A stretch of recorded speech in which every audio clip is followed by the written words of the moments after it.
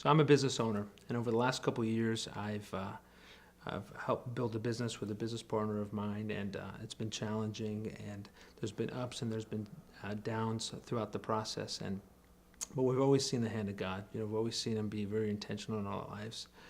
We often say to God, God, use me.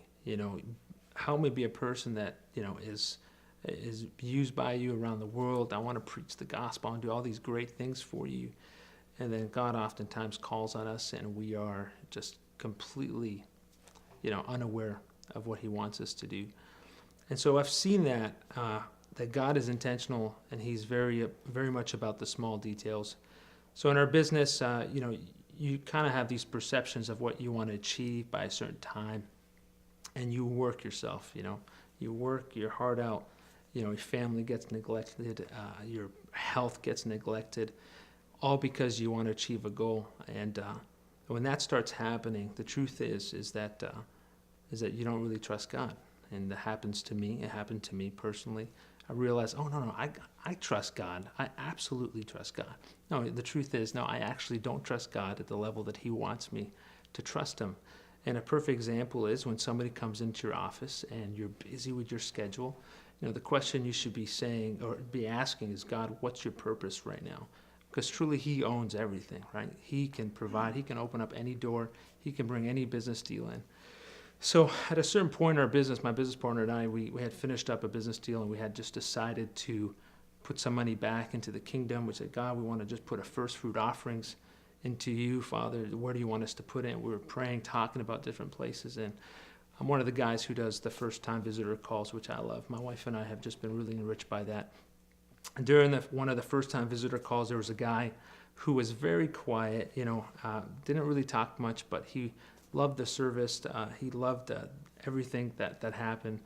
And it was kind of tough to have a conversation with him at the time, but I had asked him, hey, is there anything I could pray for you for? And he said, I'm about to be evicted from my house.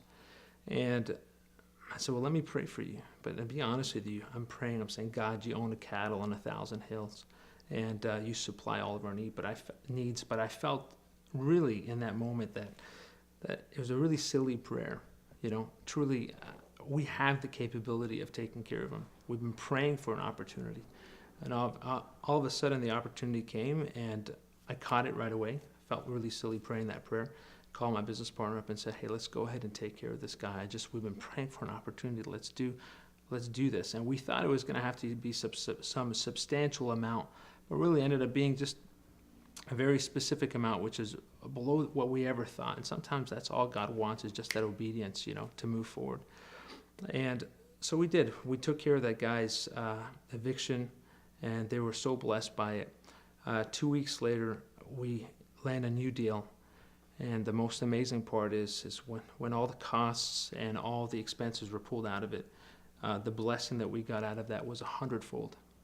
And you stop and think, God, I can't believe that you're that intentional in our lives, that you want to be that intentional. And it really changed my life. It really did, because it's been a journey about trusting Him, doing whatever it takes.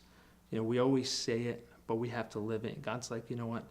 You want patience? I'm going to give you the opportunity to be patient. I'm going to continually put opportunities in front of you if you're willing to take it. And you don't have to do great things. You just have to do what God wants you to do, and He'll bless you.